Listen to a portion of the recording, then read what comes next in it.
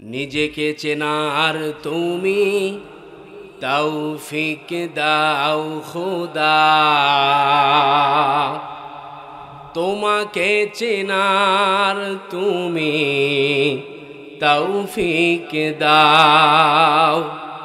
নিজেকে চেনার তুমি তৌফিক দাও খোদা, তোমাকে চেনার তুমি তৌফিক দাও।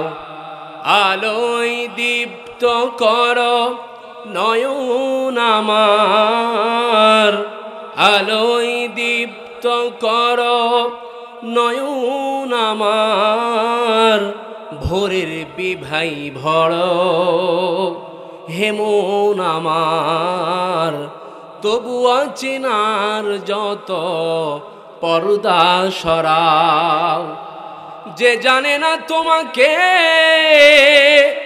সে জানে না কিছুই, জানে না সে জীবনের অথই মানে।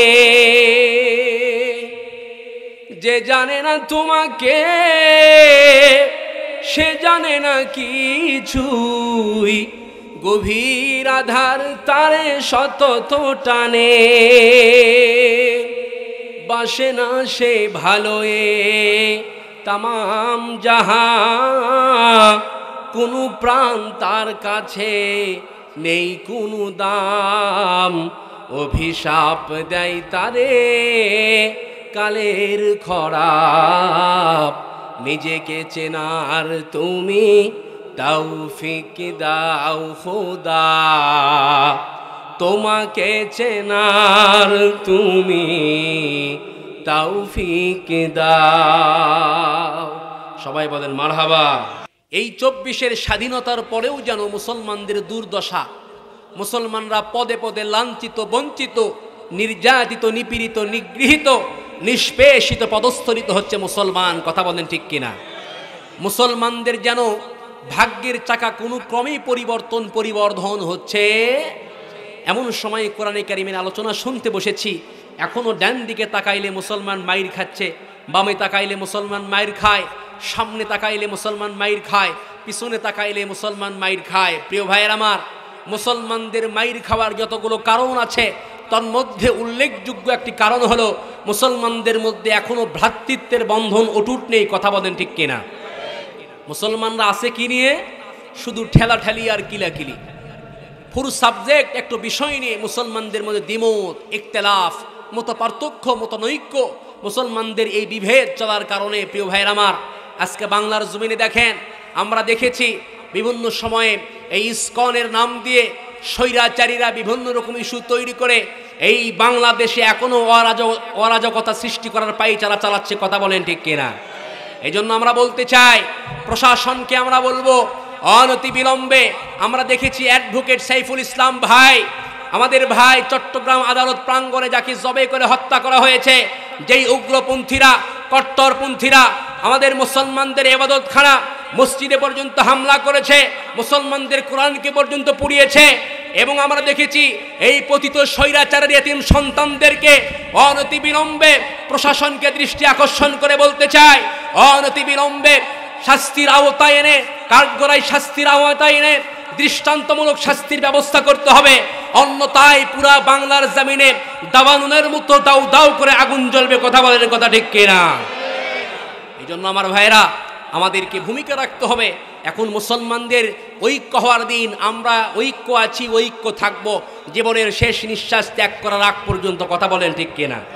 যদি আমরা ঐক্য থাকতে পারি, এক প্ল্যাটফর্মে আসতে পারি, কোনো নাস্তিক, বেঈমান আর কোনো বাতিলরা মুসলমানের দিকে চোখ রাঙানো তো দূরের কথা, এই বাংলার জমিন থেকে দাদা বাবুর সমস্ত চেলা চামুন্ডা, এই দোসররা, এই স্বৈরাচারী দোসররা পর্যন্ত ন্যাজ গুটিয়ে পালাতে বাধ্য। কথা বলেন ঠিক কিনা? এই জন্য আসেন আমরা সকলে ছোট ছোট ইখতিলাফ, মত পার্থক্য, মতানৈক্য ভুলে গিয়ে আমরা এক প্ল্যাটফর্মে আসি।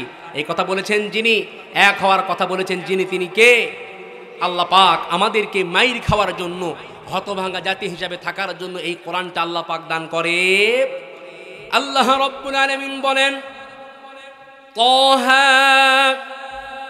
মা أنزلنا عليك القرآن لتشقى إلا تذكرة لمن يخشى تنزيلا ممن خلق الأرض والسماوات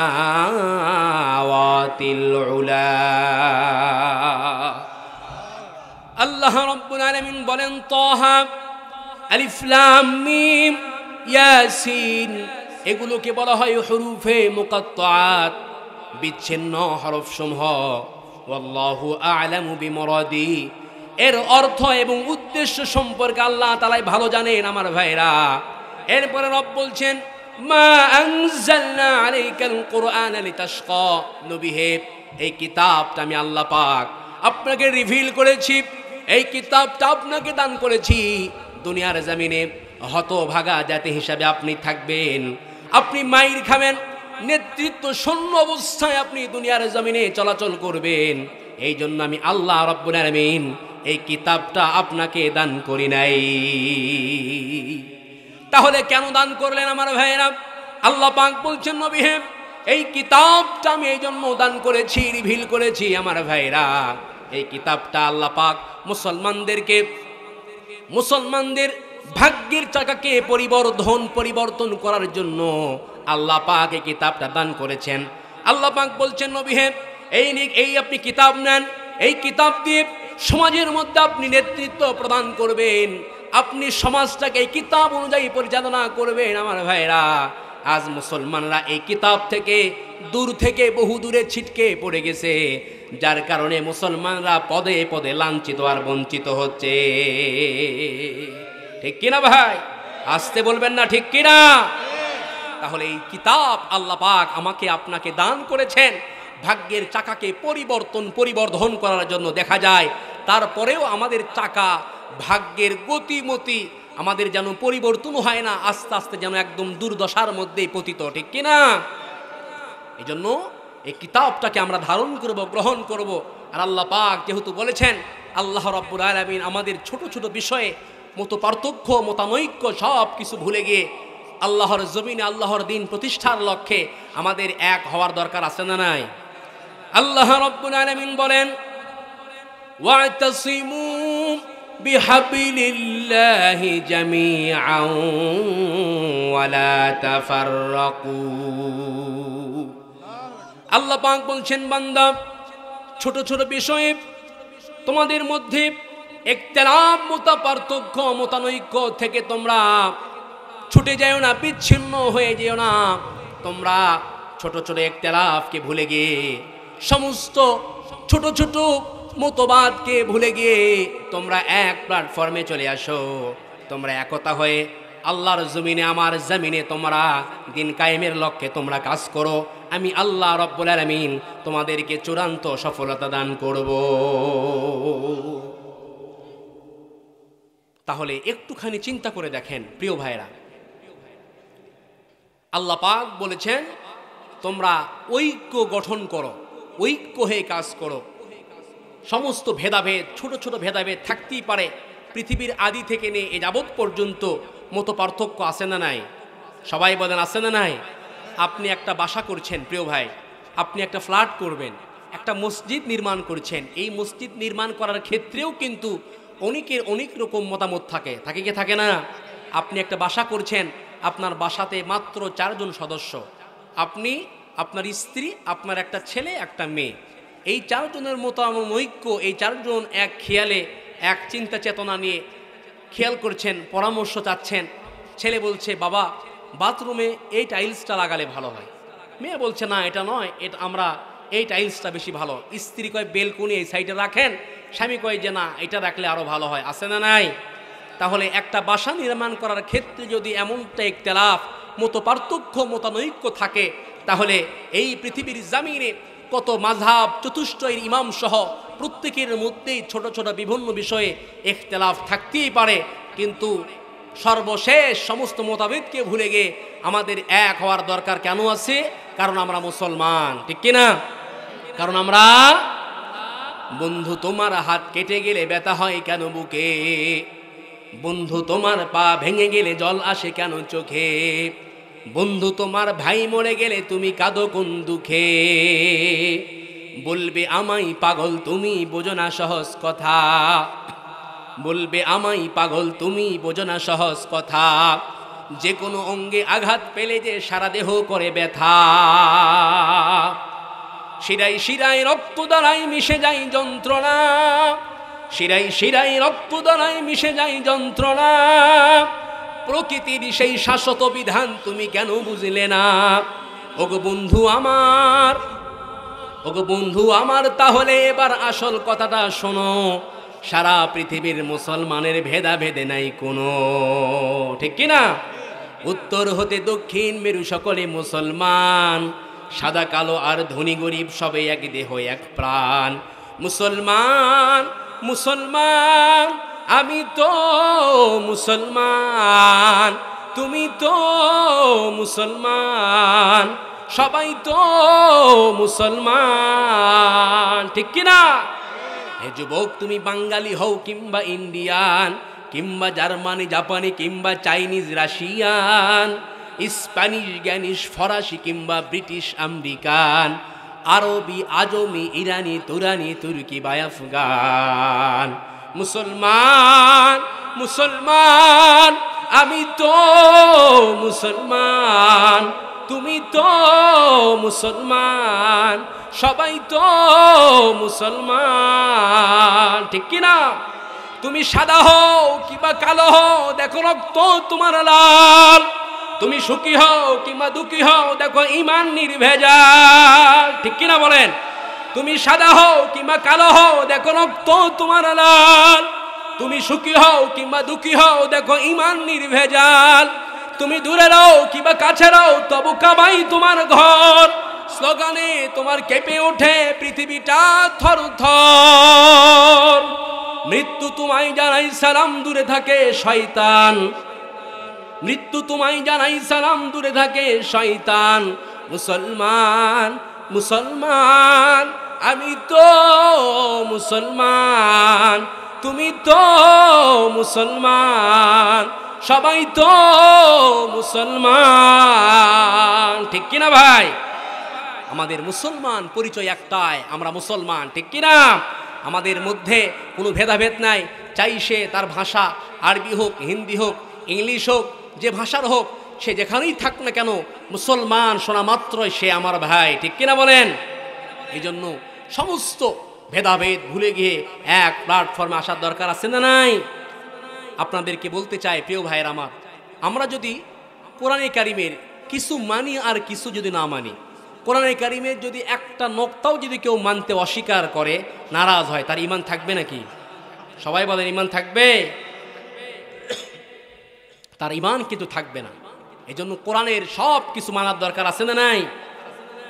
আল্লাহ রাব্বুল আলামিন বলেন, আফাতুমিনুনা বিবাদিল কিতাবি ওয়া তাকফুরুনা বিবাদ। জোরে বলেন আল্লাহু আকবার। আমার ভাইরা, আল্লাহ রাব্বুল আলামিন বলেন, বান্দারে কোরআনের কিছু মানবা আর কিছু করবা অস্বীকার। কোরআনের নামাজ ভালো লাগে, রোজা ভালো লাগে, হজ যাকাত সব কিছু তোমার ভালো লাগে, কিন্তু কোরআনের অর্থনীতি, কোরআনের সমাজনীতি, রাজনীতি, কোরআনের ঐক্য তোমার ভালো লাগে না, কোরআনের ঐক্য তুমি মানতে চাও না। প্রত্যেকটা মুহূর্তে মুহূর্তে মানুষের মধ্যে শুধু বিভেদ তুমি সৃষ্টি করো, কোরআনের ঐক্য তুমি যারা পরিমাণ মানো না। আল্লাহ রাব্বুল আলামিন বলেন, যদি তোমাদের মধ্যে কেউ যদি এমন গর্হিত কাজ করে, কোরআনের ঐক্য যদি না মানে, আমার ভাইয়েরা, আল্লাহ পাক বলছেন, আমি আল্লাহ পাক তাকে দুনিয়ার জমিনে দান করব, দুনিয়াতে আমি আল্লাহ পাক তাদেরকে পুরস্কৃত করব। কি পুরস্কার দান করবেন? আল্লাহ পাক বলছেন, খিজিয়ুম ফিল হায়াতিদ দুনিয়া। আমার ভাইরা, দুনিয়াতেই আল্লাহ রাব্বুল আলামিন তাকে লাঞ্ছনা আর গঞ্জনা, আর কিয়ামতের ময়দানে আল্লাহ রাব্বুল আলামিন তাকে জাহান্নামের অতল তলদেশে নিক্ষেপ করবে। আজ একটুখানি চিন্তা করে দেখেন, মুসলমানদের যে লাঞ্ছনা আর গঞ্জনা, তার একমাত্র কারণ হলো আমরা কোরআনের কিছু মানি আর কিছু মানি না, ঠিক কিনা? কোরআনের কিছু মানি আর কিছু মানি না। প্রিয় ভাইয়ের আমার, আজ চতুর্দিকে মুসলমানরা মাইর খায়। ফিলিস্তিনের দিকে তাকান, তুসনিয়া, বসনিয়া, চীনের মধ্যে এই ভারত, এই জারজ রাষ্ট্র ইসরায়েল সহ এই ভারত কুখ্যাত, এই ভারতের মধ্যে পর্যন্ত মুসলমানদের উপরে জুলুমের স্টিম রোলার চালাচ্ছে। আজকাই দেখেছি তারা, দেখেন এই যে আমরা এই 24-এর স্বাধীনতার পরে সমস্ত আলেম ওলামারা, সমস্ত মুসলমানরা ঐক্য গঠন করে এই হিন্দুত্ববাদের, হিন্দুদের মন্দির পর্যন্ত পাহারা দিয়েছে। কথা বলেন, কথা ঠিক কিনা? কেন পাহারা দিয়েছে? যাতে বাংলাদেশ দেশের মধ্যে একটা সুন্দর স্থিতিশীল একটা অবস্থা তৈরি হয়ে যায়, অরাজকতা যেন কোনো ক্রমেই সৃষ্টি না হয়। কিন্তু এর প্রতিদান তারা কি দিয়েছে?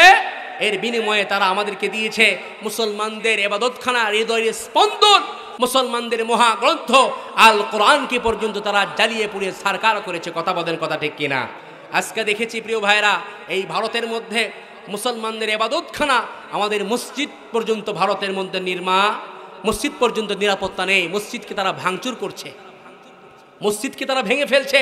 এই জন্য প্রত্যেকটা মুহূর্তে আমরা বলতে চাই, ভারতের মধ্যে এই নয়াদিল্লি মুসলমানদের ছিল, নয়াদিল্লি মুসলমানদের ছিল। দীর্ঘদিন মুসলমানরা ভারত শাসন করেছে আমার ভাইরা। এই নয়াদিল্লিতে অনতি বিলম্বে আমরা বলতে চাই, এই জারজ রাষ্ট্র নরেন্দ্র মোদীকে জানিয়ে দিতে চাই, অনতি বিলম্বে ভারত দ্বিখণ্ডিত হবে এবং এই নয়াদিল্লি থেকে মুসলমানদের কালিমার পতাকা পথ পথ করে উড়বে। কথা বলেন, কথা ঠিক কিনা? এই দিন আর বেশি দূরে নয়, অনতি বিলম্বে ঘনিয়ে আসছে। আমাদেরকে প্রস্তুতি হতে হবে, আমাদেরকে একতার প্রাচীর গড়তে হবে। কোনো ক্রমেই যেন কোনো নাস্তিক বেঈমানরা আমাদের মধ্যে ফাটল সৃষ্টি করতে না। আমার ভাইরা, মুসলমানদের যে লাঞ্ছনা আর গঞ্জনা, তার একমাত্র কারণ হলো আমরা কোরআনের কিছু মানি আর কিছু মানি না। কিছু মানছি, কোরআনটাকে রাখছি, নামাজ কালাম ঠিকঠাক মতো পড়বো, রমজান মাস আসবে সুন্দর করে কোরআন খতম দিব। বাপ মারা গেলে, মা মারা গেলে এই মাদ্রাসা থেকে কয়েকটা তলবে আলেমদেরকে নিয়ে মরা বাপের চতুর্দিকে বৈশা কোরআন খতমের মাধ্যমে মরা বাপকে একেবারে জান্নাতে পাঠাবো। বিশ্বাস করেন আমার ভাইরা, আল্লাহ পাক এই কোরআনে কারিমকে কোনো মৃত মানুষের জন্য নাজিল করে। এই কোরআনে কারিমটা আল্লাহ পাক কেন নাজিল করেছেন? এই কোরআনটাকে আল্লাহ পাক দিয়েছেন রাস্তা দেখানোর জন্য। এই কোরআনটা মুসলমান ধারণ করবে, লালন করবে, মুসলমানদের শান্তি আর সমৃদ্ধি, আজ থেকে 1400 বছর পর্যন্ত যে শান্তি আর সমৃদ্ধি, উন্নতি আর অগ্রগতি ছিল, আল্লাহ রাব্বুল আলামিন আবারও এই জমিনে সব কিছু ফিরিয়ে দিবেন। কন্যা সুবহানাল্লাহ। আপনারা কথা কি বুঝতেছেন? কষ্ট হচ্ছে আপনাদের প্রিয় ভাইরা আমার? তো সেই লক্ষ্যে আবার আমাকে ভুল বোঝারও কোনো কারণ নাই। আমি কোনো দলের এজেন্ডা হিসাবে এখানে কিন্তু আসি নাই। আমি হচ্ছে কোরআনে কারিমের সবচাইতে নগণ্য ছোট ছাত্র হিসাবে আমার দায়িত্ব হলো কোরআনে কারিমে যা পাইছি তা বলাটাই হলো আমার দায়িত্ব। কথা বলেন ঠিক কিনা? কারণ সমস্ত আলেমদের উপরে দায়িত্ব হলো, সমস্ত আলেমদের উপরে দায়িত্ব হলো আল্লাহ রাব্বুল ইজ্জাত ওয়াল জালাল, তার পেয়ারা হাবিব বিশ্বনবী মুহাম্মদ আরবি সাল্লাল্লাহু আলাইহি ওয়াসাল্লামের উপরে আয়াতে কারিমা নাজিল করে আল্লাহ তাআলা বলছেন, ইয়া আইয়ুহার রাসূল বাল্লিগ মা উনজিলা ইলাইকা মির রাব্বিক। নবী হে, আপনার উপরে যা ওহী করা হয়েছে আপনি তা মানুষের দ্বারে দ্বারে পৌঁছিয়ে দেন। ওমা আলাইনা ইল্লাল বালাগ। নবীদের এই দাওয়াত, কোরআনের এই দাওয়াতটা পৌঁছানোটাই হলো আমাদের কাজ। কারো ভালো লাগলেও ভালো, কারো খারাপ লাগলেও দেখার কোনো টাইম নেই। কথা বলেন ঠিক কিনা আমার ভাইয়েরা? কারণ হলো আল্লাহ রাব্বুল আলামিন বারবার নবীদেরকে বলেছেন, আমার নবী, আপনার নবী, বিশ্ব নবী মুহাম্মদ আরবি সাল্লাল্লাহু আলাইহি ওয়াসাল্লামকে আল্লাহ পাক বলেছেন, নবী হে, আমি আল্লাহ রাব্বুল আলামিন আপনাকে দুনিয়ার জমিনে আল্লাহ পাক বলছেন, ইন্নামা আনতা মুযাক্কিরুল লাস্তা আলাইহিম বিমুসাইতির। জোরে বলেন আল্লাহু আকবার। আল্লাহ পাক বলছেন, নবী হে, আমি আল্লাহ রাব্বুল আলামিন দুনিয়ার জমিনে আপনাকে দারোগা বানায়া পাঠাই নাই যে আপনি লাঠি চার্জ করে লাঠি দিয়ে মেরে মেরে মানুষকে ইসলামের দিকে আনবেন। বরং আপনার কাজ হলো ইন্নামা আনতা মুযাক্কির, আমি আল্লাহ পাক আপনাকে উপদেশক হিসাবে পাঠিয়েছি। আপনি মানুষকে উপদেশ দিবেন, মানুষকে ডাকবেন। আমার ভাইয়েরা, ফামান শাআ ফালইউমিন ওয়া মান শাআ আফালয়াকফুর, ইচ্ছা হয় মানবা আর ইচ্ছা হয় কুফরি করবা, তবে আমাদের দায়িত্বটা আমরা পালন করেই যাব, ঠিক কিনা? কারণ আমাদের এখানে অনেক সংগঠনের লোক আমরা আছি, কে কোন দল করি দেখার টাইম নাই। আমাদের একটা পরিচয়, সব চাইতে বড় পরিচয়, তার নাম হলো, আমরা সকলেই পড়েছি, লা ইলাহা ইল্লাল্লাহু মুহাম্মাদুর রাসূলুল্লাহ। এর থেকে বড় কোনো পরিচয় আমাদের আছে ভাই? আসতে বলবেন না, আছে ভাই? তাহলে আমাদের একটা পরিচয়, আমরা মুসলমান। আমাদের পরিচয় একটাই, আমরা মুসলমান। এটা হচ্ছে আমাদের সব চাইতে বড় পরিচয়। প্রিয় ভাইয়ের আমার, শুধু মুসলমান আমরা হইলাম, শুধুমাত্র মুসলমানের সাইনবোর্ডটা লাগাইলাম, এই সাইনবোর্ডটা লাগাইছি মুসলমান, কিন্তু মুসলমানিত্বের কোনো কাজ কাম আমাদের সমাজে, আমার বাড়িতে, আমার সমাজে নাই, তাহলে কোনো কাজ হবে? আমরা মনে করি মুসলমান মানেই হলো কোনো রকম লা ইলাহা ইল্লাল্লাহ বলবে, লা ইলাহা ইল্লাল্লাহ পড়বো, আর মসজিদে যাব, ঠক ঠক করে একটা সেজদা দিব, রমজান মাস আসবে, রোজা রাখবো, মাল বেশি কামাইলে পরে সেখান থেকে একটু জাকাত দিব। খোদার কসম করে বলছি, মুসলমান মানেই যদি মন গড়া জীবনযাপন করা যাবে, আল্লাহর কোরআনকে সাক্ষী রেখে বলছি, তাহলে এই পৃথিবীর জমিনে সব চাইতে শ্রেষ্ঠ মুসলমান হতো নমরুদ, আবু জাহেল, ফেরাউন, উতবা, সাইবা। কথা বলেন ঠিক কিনা? আবু জাহেল, ওরা বুঝেছিল কালিমা তাইবা লা ইলাহা ইল্লাল্লাহ, এর তাৎপর্য তারা বুঝেছিল। আবু জাহেল বুঝেছিল, যদি পড়ি লা ইলাহা ইল্লাল্লাহ, তাহলে আগামীকাল থেকে আমি আবু জাহেলের প্রভুত্ব প্রতিবদ্ধী, আর এই সমাজে চলবে, এটা বুঝেছে, আর তারা বিরোধিতা করেছে। ফেরাউন বুঝেছিল,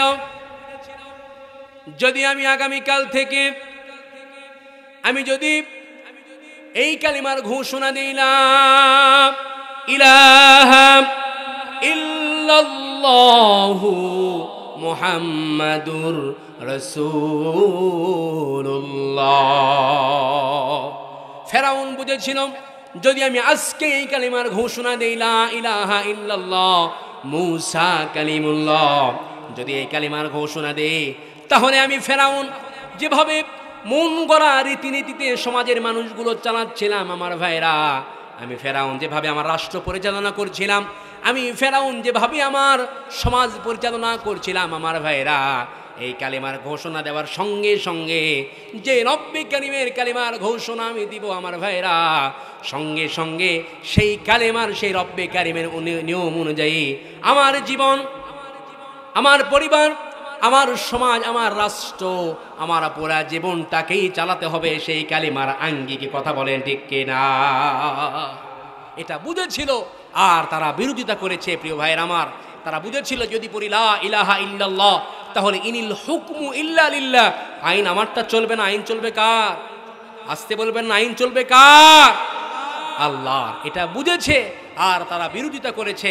ইতিহাস সাক্ষী, যুগে যুগে আল্লাহর জমিনে আল্লাহর দিন প্রতিষ্ঠা হওয়ার লক্ষ্যে সব চাইতে বেশি বাধা দিয়েছেন মুসলমান নামের এক শ্রেণীর মুনাফিকরা, ঠিক কিনা? সব সময় তারা বাধা প্রদান করেছে। প্রিয় ভাইয়ের আমার, আমাদের মতো মুসলমান যদি ওই সময় হইতো, তেলতেলা মুসলমান, বিরোধিতা করা তো দূরের কথা, একেবারে ফুলের মালা বিছাইয়া দিত। আছে না নাই? সাহাবায়ে কেরাম রিদওয়ানুল্লাহু আলাইহিম আজমাইন, তিনারা দিনের দাওয়াত দিয়েছেন, আমরাও তিনার দাওয়াত দেই। তিনারা দিনের দাওয়াত দিয়েছেন, আর প্রত্যেকটা মুহূর্তে মুহূর্তে বাতিলের মোকাবেলা করতে হয়েছে। আর আমরা দিনের দাওয়াত দিই, বিনিময়ে আমাদের জন্য কত কি, কত সুন্দর সুন্দর ব্যাস, আবার মালা, 15-16 পদের তরকারি। আছে না নাই? কেউ কেউ তো মাশাআল্লাহ আবার কন্ট্রাক্ট ছাড়া এক কদম নড়ে না। আছে না নাই? কথা বলেন। 50,000, 60,000, 70,000 টাকা, 80,000, 1 লক্ষ টাকা কন্ট্রাক্ট করে তারা স্টেজে ওঠার পূর্বেই কন্ট্রাক্টকৃত টাকা তাদের অ্যাকাউন্টে পে করার আগ পর্যন্ত এই স্টেজে তারা আসেই না, তাদের গাড়ির চাকা ঘোরায় না। কথা বলেন ঠিক কিনা? এই জন্য আমি বলতে চাই, প্রিয় ভাইয়েরা, যারা কন্ট্রাক্ট করে এই ময়দানে আসে, সে যে ঘরোয়ানার আলিম হোক না কেন, জাতি যাররা পরিমাণ তাদের দ্বারা হেদায়েতের লেশ মাত্র পাবে না। কথা বলেন ঠিক কিনা? আমাদেরকেও সচেতন হতে হবে। আমরাও হুজুগে বাঙালি, অমুকুক নিয়ে আসো, এত লক্ষ টাকার টাকা অনেক, এত মানুষ হবে, এত মানুষ দিয়ে কি করবেন ভাই? এত মানুষ দিয়ে লাভ আছে? কথা বলেন। আজকের এই মাহফিল অ্যারেঞ্জমেন্ট হয়েছে, আলহামদুলিল্লাহ। আপনারা খুব সুন্দর লাগছে আপনাদেরকে, আপনারা অ্যাক্টিভ আছেন। এই যে একটা অবস্থা, যতক্ষণ পর্যন্ত আলোচনা হবে এখান থেকে যদি একটা লোক একটা কথা যদি কানের মধ্যে ঢুকে নিয়ে সেই কথা যদি আমল করে, তাহলে এই মাহফিলের যত খরচ, এই মাহফিল কমিটি সহ সব কিছু আল্লাহ রাব্বুল আলামিন সফলতা দান করবেন। কন্যা সুবহানাল্লাহ। তারা সাকসেস, কিন্তু নিয়তের শুরুতেই গলত। দাওয়াত করো অমুক বক্তা, 60-70 হাজার টাকা, 80,000, 1 লক্ষ টাকা। আমরাও এইরকম প্রিয় ভাইরা, শুধু বক্তাদের দোষ এমনটা নয়, আমাদেরও দোষ আছে, আমাদেরও দোষ আছে। আমরা খেয়াল করি যে হ্যাঁ অমুক বক্তাকে নিয়ে আসলে তো কাম হবে না। না প্রিয় ভাইরা, নয়, নিয়তকে খালিস করতে হবে। নিয়ত খালিস করে যদি আমরা এখানে বসতে পারি, আল্লাহ রাব্বুল ইজ্জাত ওয়াল জালাল যতক্ষণ পর্যন্ত কথা শুনবো সেই অনুপাতে আমল করব, আল্লাহ রাব্বুল আলামিন আমাদের সকলকেই কামিয়াবি দান করবেন। কন্যা সুবহানাল্লাহ। এই জন্য প্রিয় ভাইরা, আমাদেরকে সচেতন হতে হবে। সাহাবায়ে কেরাম রিদওয়ানুল্লাহু আলাইহিম আজমাইন, তিনারা দ্বীনের দাওয়াত দিয়েছেন আর বাতিলের মোকাবেলা করেছেন। আমরা দ্বীনের দাওয়াত দেই, কত কি আমাদের জন্য থাকে। ইসলামের পথ, দ্বীনের পথ, কালিমার পথ, এটা কোনো পদ্ম ফুল বিছানো পথ নয়, এটা হলো কণ্টকাকীর্ণ পথ। এই পথে যারাই কথা বলবে, যারাই হক কথা বলবে, যারাই এই পথে চলবে, তাদের জন্যই এই পথ হবে কাটা বিছানো পথ।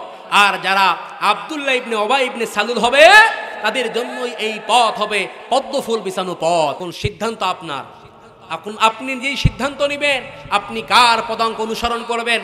আপনি কি আব্দুল্লাহ ইবনে উবাই ইবনে সালুলের পদাঙ্ক অনুসরণ করবেন, নাকি আবু বকরের পদাঙ্ক অনুসরণ করে আজকের এই মাহফিল থেকে জান্নাতের সার্টিফিকেট নিয়ে যাবেন? সিদ্ধান্ত আপনার উপরে। যদি আবু বকরের পদাঙ্ক অনুসরণ করেন, তাহলে শোনেন মুসলমান, এই তাফসীর মাহফিলে এসে শুধু বসে বসে ঝিমাবেন আর ঘুমাবেন তাহলে হবে না। এই তাফসীর মাহফিলে এসে কিছু নিয়ে যাইতে হবে আমার ভাইরা।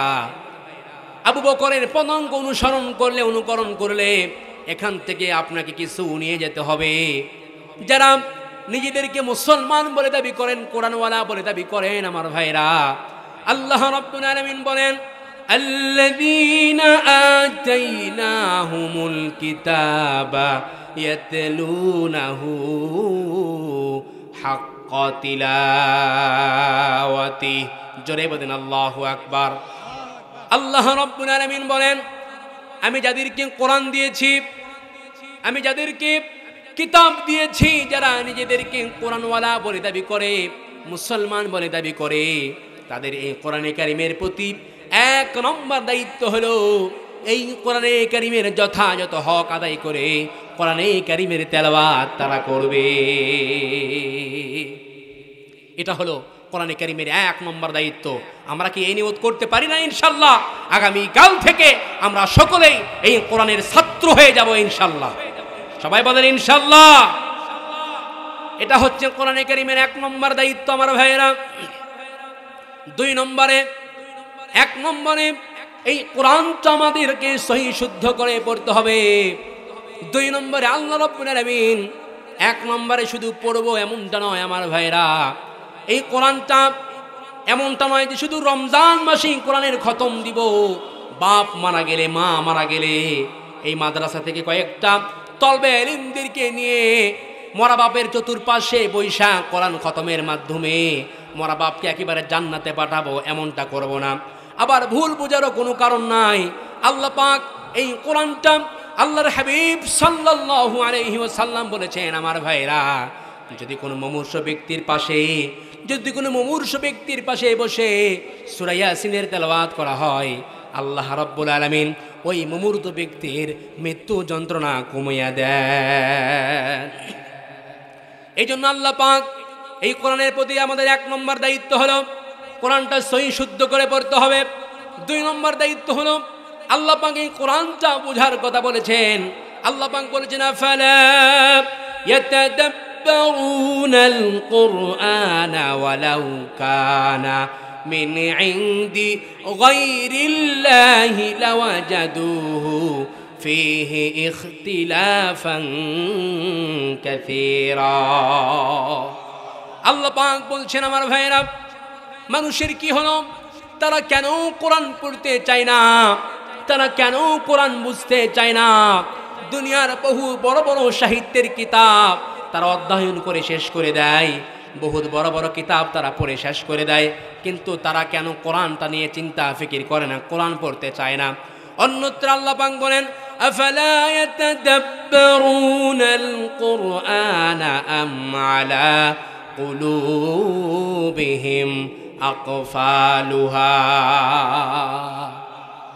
আল্লাহ পাক বলছেন মানুষের কি হলো, তারা কেন কোরআন পড়ে না, কোরআন বোঝে না, তারা কেন কোরআন নিয়ে চিন্তা ফিকির করে না, তারা কেন কোরআন নিয়ে গবেষণা করে না।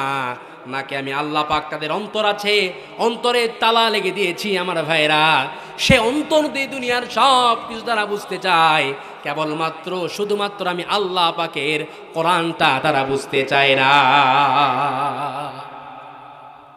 তাহলে 2 নম্বর দায়িত্ব হলো আল্লাহ তাআলার কোরআনটা আমাদেরকে বুঝতে হবে। আজ মুসলমান আমরা যদি এই কোরআনটা বুঝতাম, দাসত্ব যদি ঠিকঠাক মতো আল্লাহ তাআলার দাসত্ব করতাম, সাচ্চা কালেমাওয়ালা যদি আমরা হইতাম, তাহলে আজ মুসলমানের দিকে বাঁকা চোখে তাকানোর মতো কারো সাহস হতো না। কথা বলেন, কথা ঠিক কিনা? আল্লাহ পাক বলছেন ফালিয়াবুদু রাব্বা হাযাল বাইত আল্লাযী আত'আমাহুম মিন জু'ইন ওয়া আমানাহুম মিন খাউফ।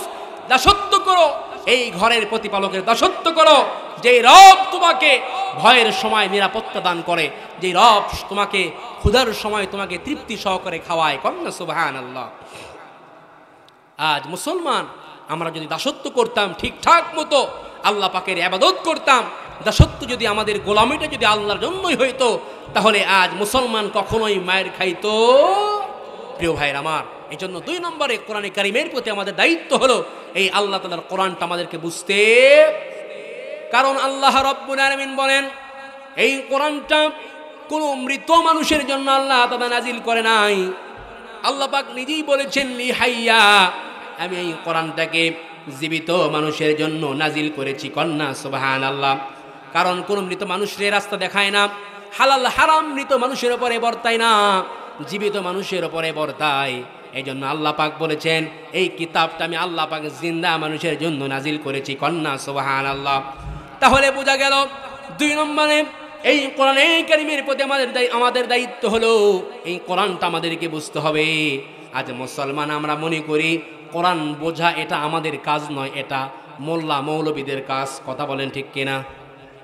মনে করি কোরআনটা হুজুররা বুঝলেই হবে, আমাদের বোঝার কোনো কাজ নেই। আমরা শুধু সপ্তাহে মসজিদে সুন্দর করে যাব, হুজুর একটু আলোচনা করবে, ব্যাস সুন্দর করে শুনবো, তাফসীর মাহফিলে যাব, কোরআনের আলোচনা একটু শুনবো, সেখান থেকে শুনে চলে যাব। প্রিয় ভাইরা আমার, কোরআন থেকে যে তাফসীর হবে, অরিজিনাল তাফসীর আলোচনা হবে, অনেকে আমরা এটা আমাদের ভালো লাগে না। কারণ কি?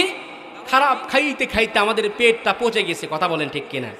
ওখানে যেখানে এখানে হিরো আলমের গান আসবে, একজন হকারি করবে স্টেজে আসা, মমতাজ কেমন করে গান করলো, কি করলো, হিরো আলম কোথায় মার খাইলো আর কি করলো, মানে এই স্টেজে বসবে, এইরকম যারা হাসাইতে পারবে, হাসতে হাসতে একেবারে বেহুশ। পরের দিনে আলোচনা এখানে সেখানে গিয়ে হ্যাঁ বক্তা সেই তো সুন্দর হাসাইতে পারে। প্রিয় ভাইরা আমার, নয়, জাতিকে কিছু দিতে হবে, কিছু শিক্ষা দিতে হবে, এই জন্য কিছু ধারণ করতে হবে। ভালো কথা আমাদের দিলে বসে না, বলবে শুধু কি ওই চিতল মারা আর বাঘ মারার কিচ্ছা কাহিনী এখানে অনর্থক, যেগুলো কোরআন হাদিসে কোথাও নাই, শুধু মানুষকে হাসাইতে হাসাইতে বেহুশ, সেই কথাগুলো শুনে আমরাও আলহামদুলিল্লাহ, আর ভালো কথা আমাদের অন্তরে বসে না। প্রিয় ভাইরা, নয়, কোরআনটা আমাদেরকে বুঝতে হবে। এই কোরআন বোঝা আল্লাহ পাক এটা শুধু মোল্লা মৌলবীদের কাজ নয়। কোরআনে কারীম শিক্ষা করা সকলের উপরে যিনি ফরজে আইন করেছেন তিনি কে? সবাই বলেন তিনি কে? কোরআনে কারীমের হাফিজ হওয়া, মুফাসসিরে কোরআন হওয়া, মুফাক্কিরে ইসলাম হওয়া, এটা সকলের উপরে জরুরি নয়। এটা কিছু মানুষ হলে পরে হয়ে যাবে, কিন্তু কোরআন বোঝাটা এটা সকলের উপরে ফরজে আইন করেছেন তিনি কে? আল্লাহর হাবিব সাল্লাল্লাহু আলাইহি ওয়াসাল্লাম বলেছেন তালাবুল ইলমি ফরিদাতুন আলা কুল্লি মুসলিম। এই হাদিসটা আমরা শৈশবকালে মুখস্থ করে নিয়েছি। এই হাদিস অনুযায়ী যদি আমরা মোটামুটি জ্ঞান অর্জন করি আমার ভাইরা, আল্লাহর হাবিব বলেছেন এই হাদিস অনুযায়ী যদি কেউ মোটামুটি জ্ঞান যদি অর্জন করে, আল্লাহ রাব্বুল আলামিন তাকেও একেবারে আধা আলেম বানায়া দিবেন। কন্যা সুবহানাল্লাহ। কারণ এই হাদিস অনুযায়ী দিনের ইলম জ্ঞান উন্মেষণ করা সকল মুসলমান নরনারীর উপরে ফরজ যিনি করেছেন, চিৎকার মেরে বলতে হবে তিনি কে? আপনি 5 ওয়াক্ত নামাজ পড়বেন। এই নামাজের ফরজিয়াত ওয়াজিবাত এগুলো জানা আপনার আমার জন্য ফরজ। আমার ভাইরা, আপনি ওযু করবেন, আগে মুখে পানি দিবেন নাকি হাত ধৌত করবেন, এই জ্ঞানটুকু জানাও কিন্তু আপনার জন্য ফরজ। কথা বলেন ঠিক কিনা? আপনি একান্ত স্ত্রীর সঙ্গ পেতে চান, এই একান্ত স্ত্রীর সঙ্গ পেতে চান, এই মুহূর্তে কোন দোয়াটা পড়তে হয় এই দোয়াটা জানাও কিন্তু আমার আপনার জন্য ফরজ। কথা বলেন ঠিক কিনা? আপনি একজন খামারি আমার ভাইয়েরা, আপনি গরু পালছেন, ছাগল পালছেন, অন্যের গাছের পাতা কেটে এনে, অন্যের জমির ধান কেটে এনে নিজের ছাগলকে খাওয়াচ্ছেন, এটা কতটুকু বৈধ সম্মত এই জ্ঞানটুকু জানাও কিন্তু আমার আপনার জন্য ফরজ। কন্যা ঠিক কিনা? এই জন্য আমার ভাইয়েরা, আল্লাহর হাবিব বলেছেন এই হাদিস অনুযায়ী যদি কেউ মোটামুটি জ্ঞান অর্জন করে তাহলে সেও আধা আলিম হয়ে যাবে। কন্যা সুবহানাল্লাহ।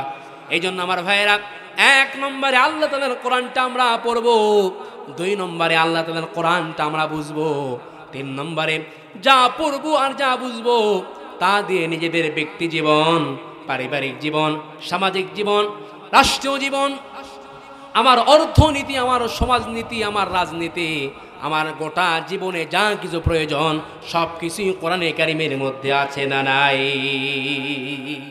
আল্লাহ পাক বলেছেন হাদা বায়ানুল লিন্নাসি ওয়া হুদাউ ওয়া মাউইযা। জোরে বলেন আল্লাহু আকবার। আল্লাহ পাক বলছেন, বান্দা তোমার জীবনের কোন জিনিসের প্রয়োজন? বান্দা তুমি কি চাও? বান্দা এমন কোনো বিষয় নাই যেটা তোমার প্রয়োজন সেটা আমি আল্লাহ রব্বুল আলামিন কোরআনে কারীম থেকে বাদ দিয়েছি, এমনটা আমি করি নাই। তোমার জীবনের কোন জিনিস দরকার? বান্দা তোমার কি প্রয়োজন? মা ফাররাতনা ফিল কিতাবি মিন শাই, এমন কোনো বিষয় নাই যেটা তোমার প্রয়োজন সেটা আমি আল্লাহ রব্বুল আলামিন কোরআনে কারীম থেকে বাদ দিয়েছি।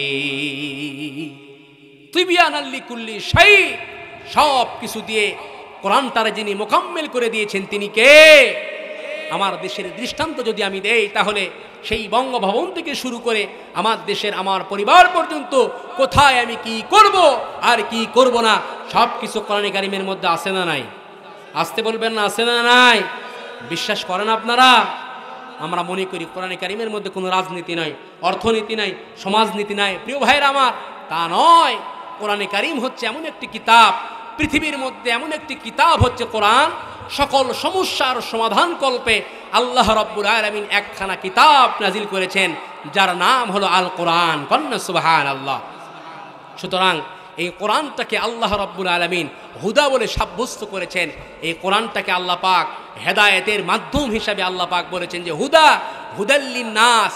সুতরাং মানুষের তৈরি করা কোনো মতবাদ, মানুষের তৈরি করা মতবাদ ন্যাশনালিজম, কমিউনিজম, সোশ্যালিজম এবং বর্তমান সময়ে এই আমাদের বাংলাদেশে আব্রাহাম লিঙ্কনের যে গণতান্ত্রিক প্রক্রিয়া ধারাবাহিকতা, মোট কথা মানুষের তৈরি কথা, মানব রচিত কোনো তন্ত্র মন্ত্র মানুষকে শান্তি দিতে পারে? শান্তি যদি পেতে চাও মুসলমান, তাহলে একমাত্র কোরআনকে ধারণ করতে হবে, কোরআন লালন করতে হবে, কোরআন বুঝতে হবে। তাহলে মুসলমানদের মধ্যে আজ থেকে 1400 বছর পূর্বে যে শান্তি আর সমৃদ্ধি, উন্নতি আর অগ্রগতি ছিল, আল্লাহ রাব্বুল আলামিন আবারও আমাদের মাঝে সেটা ফিরিয়ে দিবেন। কন্যা সুবহানাল্লাহ। হযরতে ওমর রাদিয়াল্লাহু তাআলা আনহু, হযরত ওসমান, হযরতে আলী যে কোরআনের মাধ্যমে ইসলামিক স্টেট কায়েম করেছিলেন, প্রিয় ভাইরা, সেই কোরআন আজও আমাদের মধ্যে আছে না নাই? আসতে বলবেন না, আছে না নাই? সুতরাং কোরআন হলো এমন একটি পরশ পাথর, কোরআন হলো এমন একটি পরশ পাথর, এই কোরআনের কাছে যারাই এসেছেন জিরো থেকে আল্লাহ রাব্বুল আলামিন তাদেরকে হিরো বানাইয়া দিয়েছেন। কন্যা সুবহানাল্লাহ। আবু বকরের দিকে তাকান, হযরতে আবু বকর সিদ্দিক রাদিয়াল্লাহু তাআলা আনহু এই কোরআনে কারিমের কাছে আসার কারণে আমার ভাইয়েরা জিরো থেকে আল্লাহ রাব্বুল আলামিন হিরো বানাইয়া দিয়েছেন। কন্যা সুবহানাল্লাহ। হযরতে ওমরের দিকে তাকান, ওমর যে ওমর কাট্টা কাফের ছিল আমার ভাইরা, কোরআনের সংস্পর্শে আসার কারণে আল্লাহ পাক সেই ওমরকে কিন্তু জিরো থেকে হিরো বানাইয়া দিয়েছেন। এমনকি ওমর যদি কোনো রাস্তা দিয়ে চলাচল করে, শয়তান সে রাস্তা দিয়ে 40 দিন পর্যন্ত চলাচল করতেও বড্ড ভয় পায়। কন্যা সুবহানাল্লাহ। আমার ভাইরা, ইতিহাসের পাতায় সাক্ষী আছে এই কোরআনকে ধারণ করার কারণে, লালন করার কারণে হযরতে ওমর রাদিয়াল্লাহু তাআলা আনহুর জামানায় বাঘে হরিণে একই কূপে পানি পান করেছে, কেউ কারো দিকে কিন্তু হিংস্র মনোভাব নিয়ে তাকায় নাই। কথা বলেন ঠিক কিনা আমার ভাইরা? অথচ যে ওমর ছিল কাট্টা কাফির ছিল, ঈমান মানত না, ইসলাম মানত না, নবী মানত না, কোরআন মানত না। আমার ভাইরা, কোরআনের বদৌলতে ওমরের জীবন এতটাই সুন্দর জীবনে পরিবর্তন হয়েছে। পরবর্তীতে আল্লাহ রাব্বুল আলামিন পুরা রাষ্ট্রপ্রধানের দায়িত্ব দিয়েছেন হযরতে ওমরকে। এমন রাষ্ট্রপ্রধানের দায়িত্ব পেয়েছেন হযরতে ওমর। আমার ভাইরা, আল্লাহর হাবিব সাল্লাল্লাহু আলাইহি ওয়াসাল্লাম সঙ্গে সঙ্গে এই ওমরের ব্যাপারে বলেছেন, যদি আমার পরে আল্লাহ রাব্বুল আলামিন কাউকে নবুয়ত দান করতেন তাহলে ওমর নবী হয়ে যাইতেন। অর্ধ পৃথিবী পরিচালনা করেছেন হযরতে ওমর।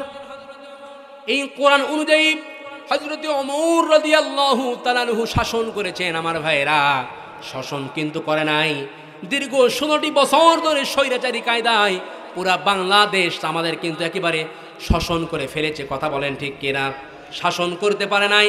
যদি এই কোরআনটা মেনে জীবনযাপন করত, কোরআন যদি ধারণ করত, লালন করত, আমার ভাইরা, হযরতে ওমর রাদিয়াল্লাহু তাআলা আনহু যেমনটা শাসন করেছেন আমার ভাইরা, এমনভাবে শাসন করেছেন হযরতে ওমর রাদিয়াল্লাহু তাআলা আনহু রাতের অন্ধকারে রাষ্ট্রীয় পোশাক খুলে সাধারণ পোশাক পরিধান করে মদিনার অলিতে গলিতে হাঁটাহাঁটি করতেন, চলাচল করতেন। মদিনার লোকদের অবস্থাটা সরাসরি অবলোকন করার জন্য আমার ভাইরা, সরাসরি দেখার জন্য ঘুরে বেড়াতেন হযরতে ওমর রাদিয়াল্লাহু তাআলা আনহু। একদা গভীর রাত্রিতে ঘুরতে ঘুরতে এমন একটি পর্যায়ে, এমন একটি জায়গায় চলে গিয়েছে, দূর থেকে দেখেন পাহাড়ের পাদদেশে টিম টিম করে আলো জ্বলছে, টিম টিম করে আলো জ্বলছে। হযরতে ওমর রাদিয়াল্লাহু তাআলা আনহু এই দৃশ্যটি দেখার জন্য হাঁটি হাঁটি পা পা করে তাঁবুর কাছে চলে গিয়েছে।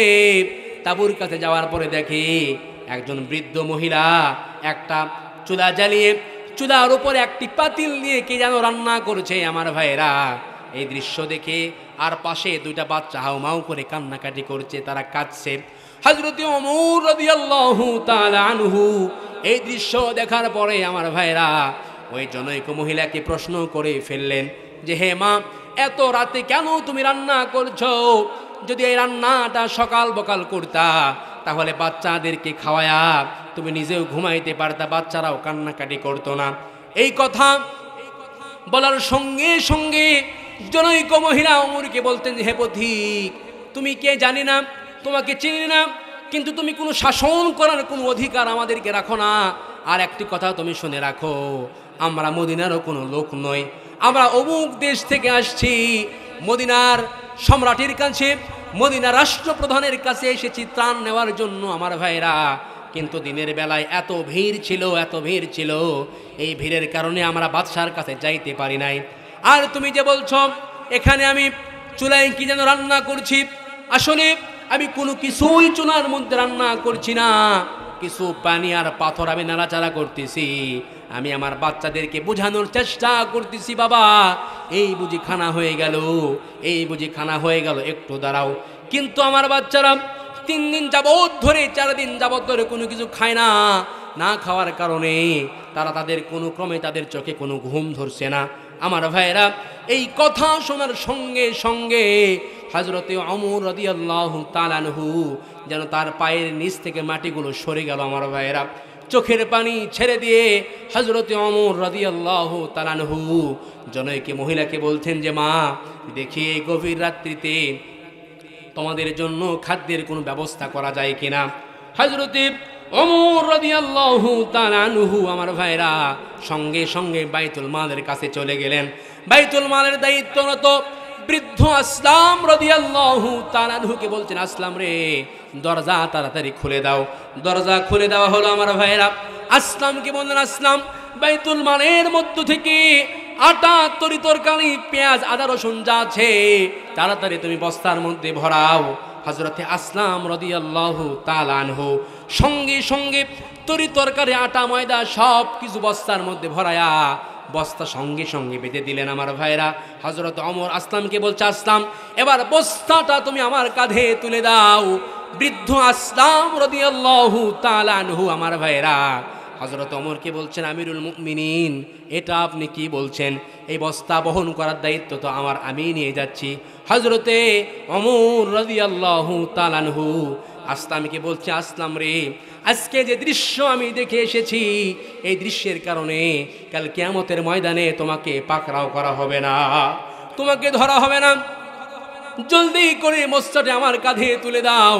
খলিফাতুল মুসলিমিন, একজন রাষ্ট্রপ্রধান, রাষ্ট্রনায়ক, একজন নেতা আমার ভাইরা, নেতা হয়ে আটার বস্তা কাঁধে করে নিয়ে হাঁটি হাঁটি পা পা করে তাঁবুর কাছে গিয়ে ফেলাইলেন। বস্তা খুলে আটা বের করে তরি তরকারি যা আছে সব কিছু কুটে মা বোনকে, মাকে সাহায্য করছেন, বৃদ্ধ মহিলাকে সাহায্য করলেন। তারা ওই বৃদ্ধ মহিলাকে সাহায্য করে রুটি তৈরি হয়ে গেল, রুটি তৈরি হয়ে গেল আমার ভাইরা। এবার ওই বৃদ্ধ জনৈক মহিলাকে বলতেছেন, মা আপনি খান, আপনার বাচ্চাকে আমি খাওয়াইতেছি। হযরতে ওমর রাদিয়াল্লাহু তাআলা আনহু দুই বাচ্চাকে আমার ভাইরা দুই উরুর উপরে বসে নিয়ে হযরতে ওমর রাদিয়াল্লাহু তাআলা আনহু সিরে সিরে তরকারি দিয়ে ওই দুই বাচ্চাকে রুটি খাওয়াচ্ছেন আমার ভাইরা। মহিলা লক্ষ্য করে দেখেন, ওমর যখন বাচ্চাদেরকে রুটি খাওয়াচ্ছেন আমার ভাইরা, তখন হযরতে ওমরের চোখের পানিগুলো চোখ বেয়ে বেয়ে দর দর করে টপ টপ করে জমিনে পড়ছে আমার ভাইরা।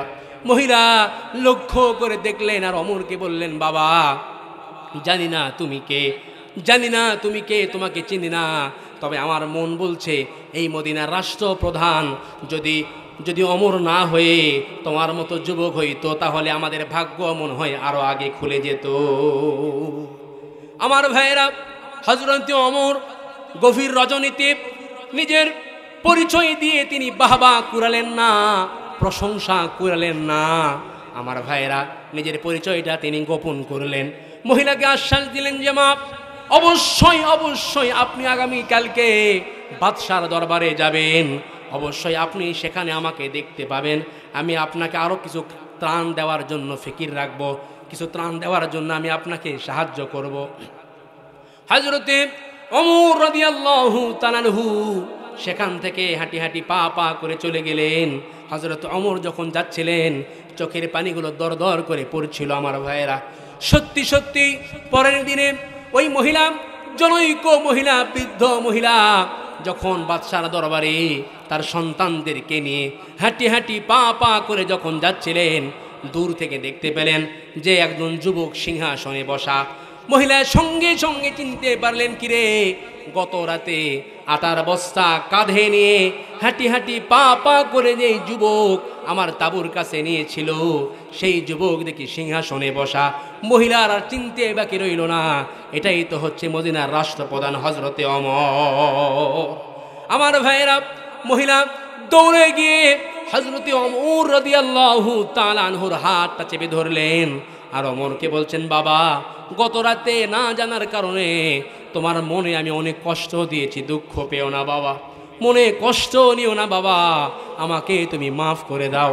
হযরতে ওমর রাদিয়াল্লাহু তাআলা আনহু সঙ্গে সঙ্গে মহিলার হাত চেপে ধরে বলছেন, মাজি আপনি বলার আগে আমি আপনার কাছে যাইতে পারি নাই, আপনি আমাকে মাফ করে দিবেন। যদি আপনি আমাকে ক্ষমা না করে দেন, কাল কিয়ামতের ময়দানে আল্লাহ রাব্বুল আলামিন আমাকে আসামির কাঠগড়ায় দাঁড় করাবে।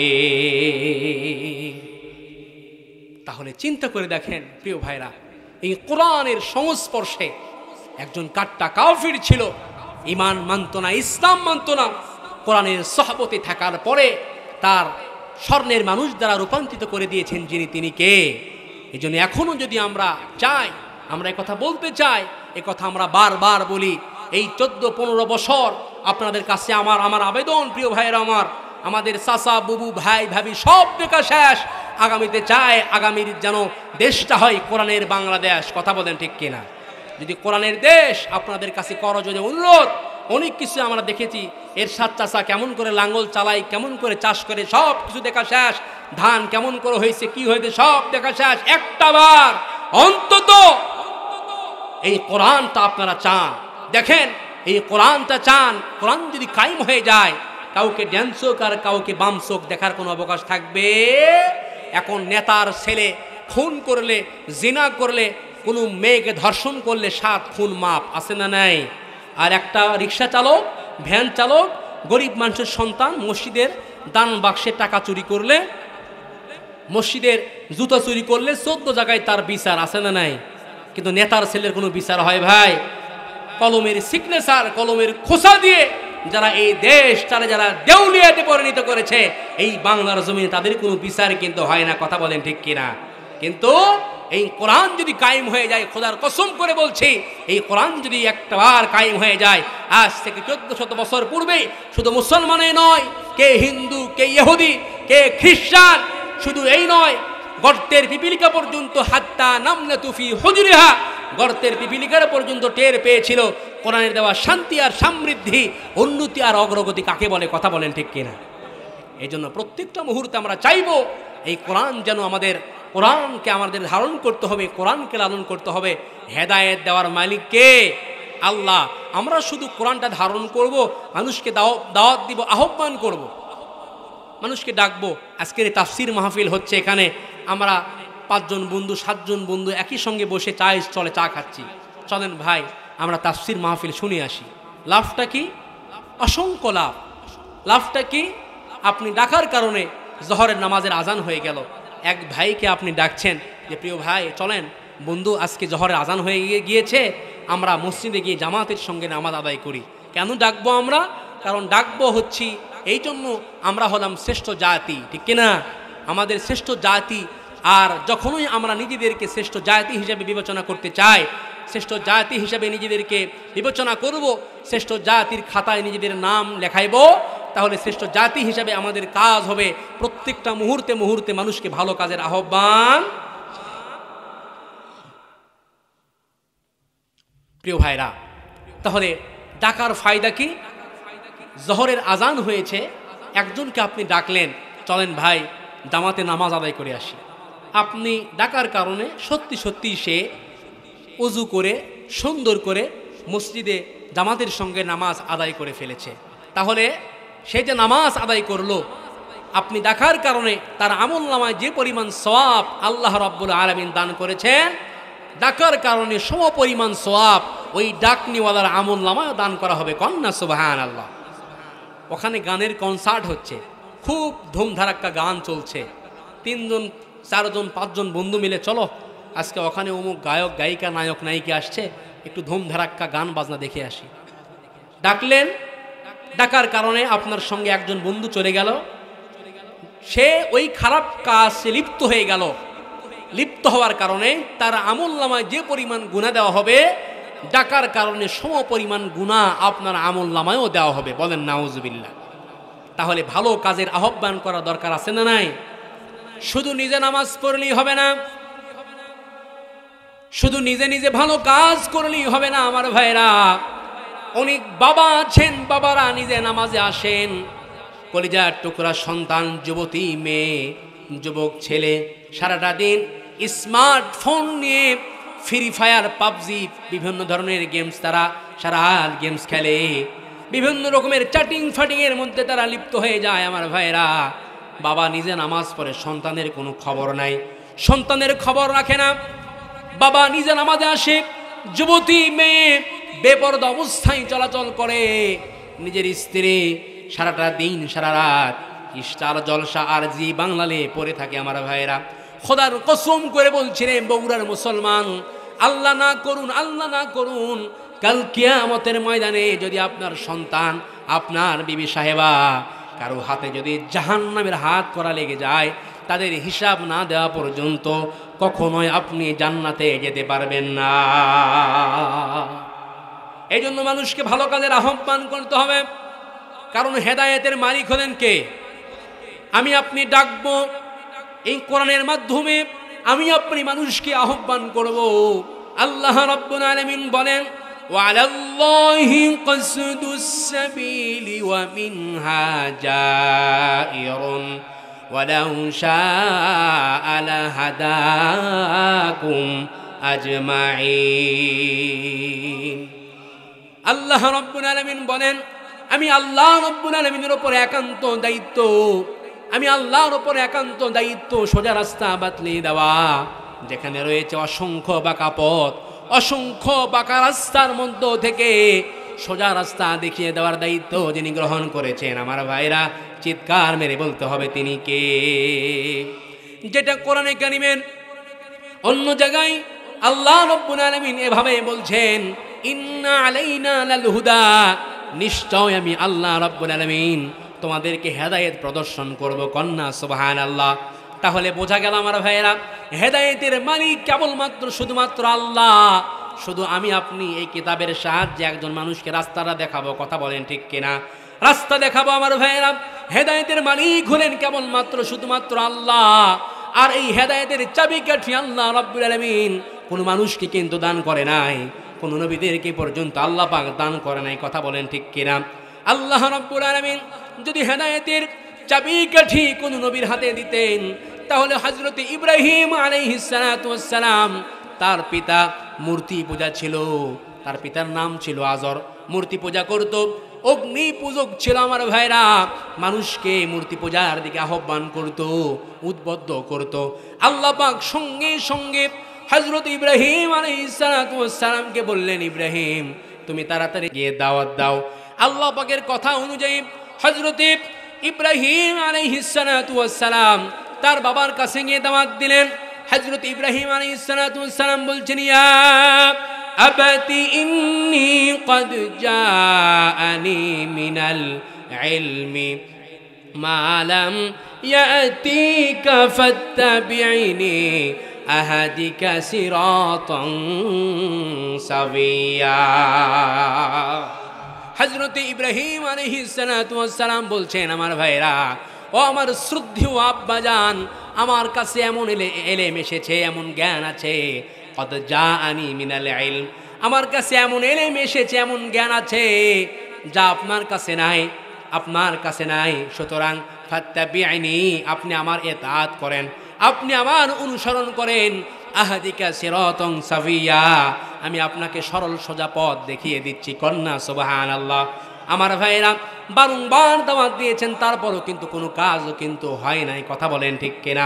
হযরত নূহ আলাইহিস সালাতু ওয়াস সালাম ৯৫০ বছর পর্যন্ত দাওয়াত দিয়েছেন তার সন্তান কেনানকে, যাররা পরিমাণ কিন্তু ফায়দা হয় নাই। বারবার দাওয়াত দিচ্ছেন, যতক্ষণ না আল্লাহ রাব্বুল আলামিন নিষেধ না করেছেন। আল্লাহ পাক বলছেন, ক্বালা ইয়া নূহু ইন্নাহু লাইসা মিন আহলিকা ইন্নাহু আমালুন গায়রু সালিহুন ফালা তাসআলনি মা লাইসা লাকা বিহি ইলমুন ইন্নী আ'ইযুকা আন তাকুনা মিনাল জাহিলিন। যতক্ষণ না আল্লাহ রাব্বুল আলামিন নিষেধ না করেছেন আমার ভাইরা, হযরত নূহ আলাইহিস সালাতু ওয়াস সালাম দাওয়াত অব্যাহত রেখেছিলেন। যেই আল্লাহ পাক নিষেধ করেছেন, হে নূহ দাওয়াতটা তুমি বন্ধ করে দাও, সঙ্গে সঙ্গে পুরা কওম কিন্তু ধ্বংস হয়ে গিয়েছে। তাহলে হেদায়েতের মালিক কে? সবাই বলেন, হেদায়েতের মালিক কে? হেদায়েতটা আল্লাহর হাতে, আল্লাহ ছাড়া কারো হাতে হেদায়েত নাই, যাররা পরিমাণ নাই। প্রিয় ভাইয়ের আমার, আমাদের কাজ হচ্ছে আমরা শুধু দাওয়াত দিব, মানুষকে ভালো কাজের আহ্বান করব, ডাকবো। হেদায়েত দিবেন কে? এমনকি আমার ভাইয়েরা বিশ্বনবী মুহাম্মদ আরবি সাল্লাল্লাহু আলাইহি ওয়াসাল্লাম, আমার ভাইয়েরা নবীজি কিন্তু ইয়েতিম ছিলেন, ইয়েতিমদের সরদার ছিলেন।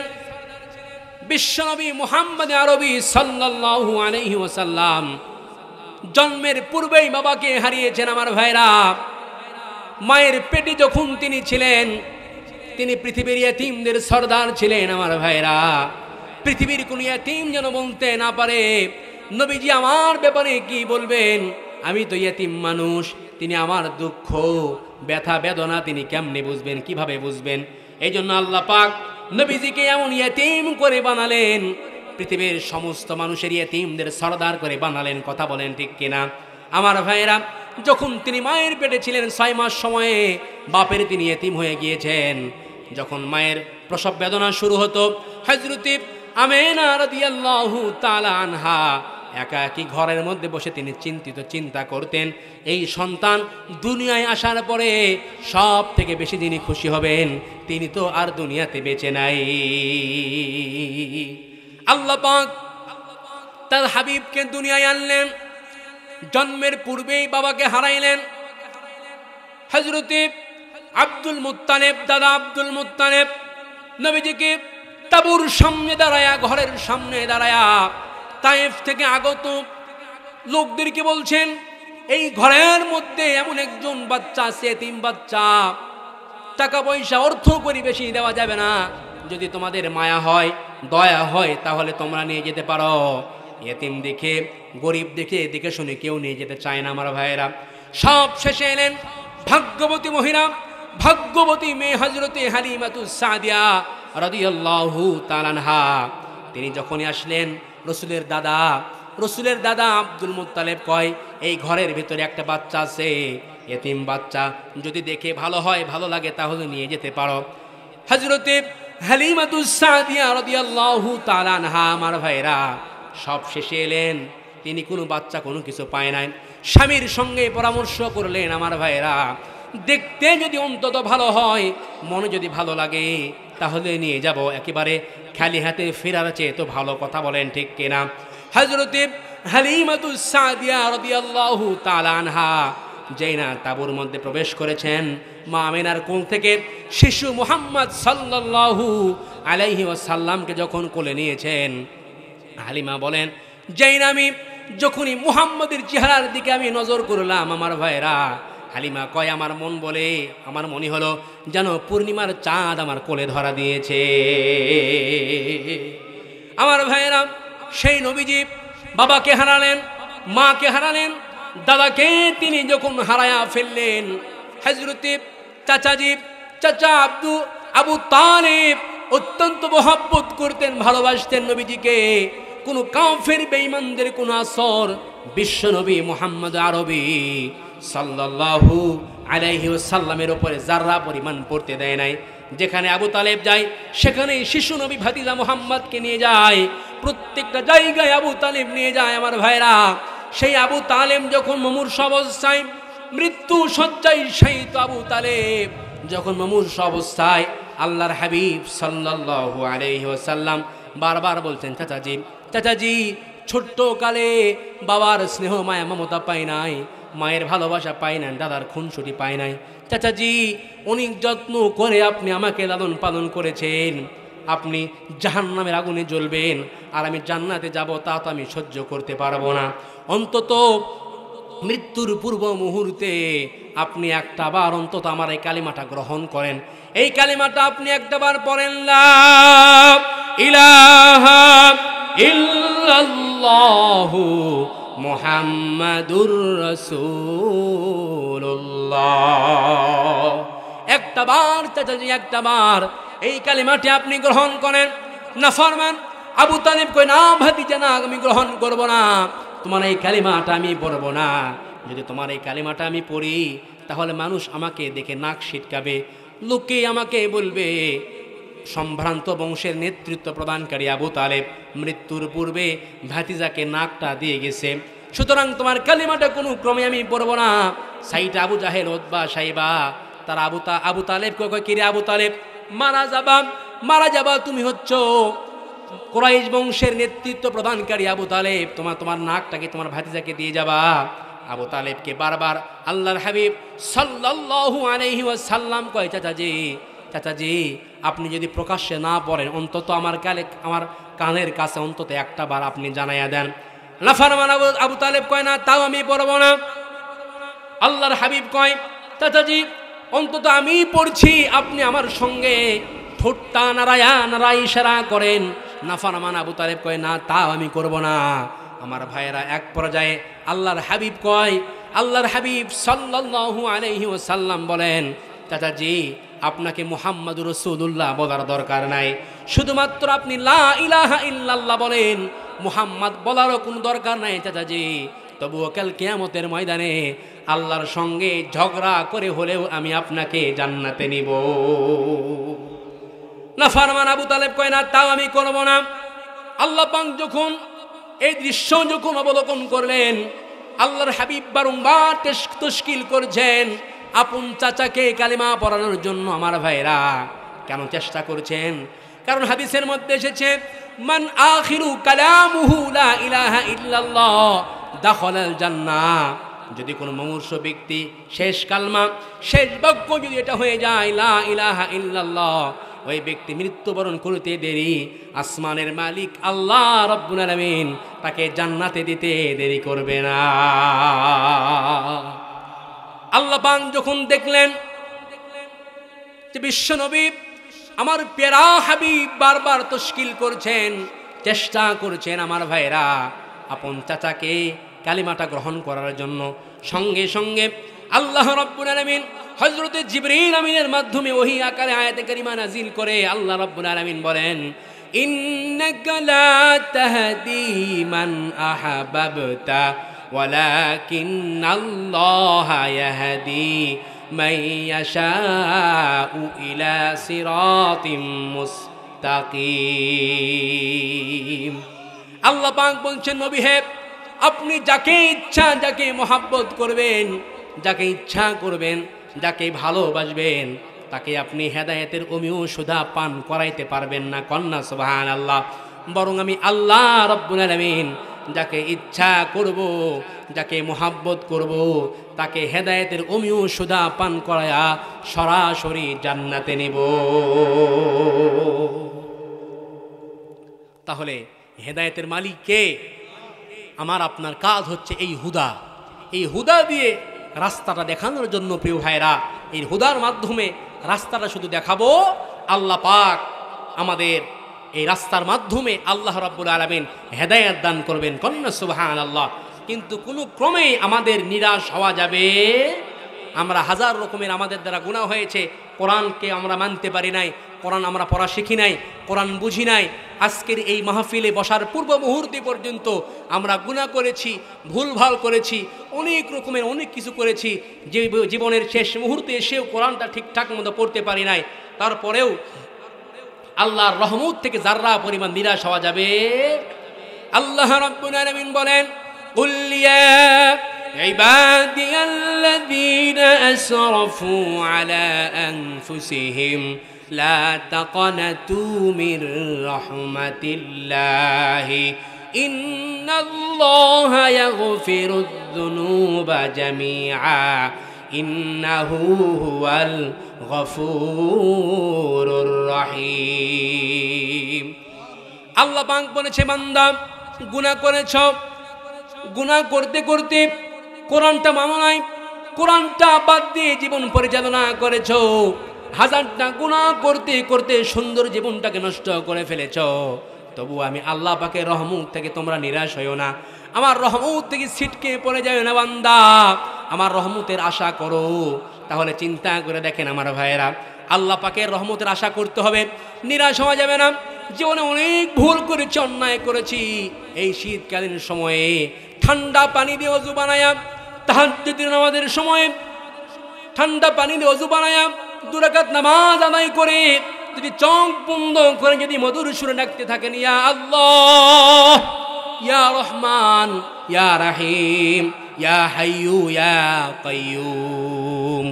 বিশ্ব কবি সম্রাট আল্লামা ইকবাল রহমতুল্লাহি আলাইহি বলেছেন, দিল সে জো বাতেं निकलती है, दिल से जो बातें निकलती है असर रखती है पर नहीं मगर तौक़ते परवाज़ रखती है।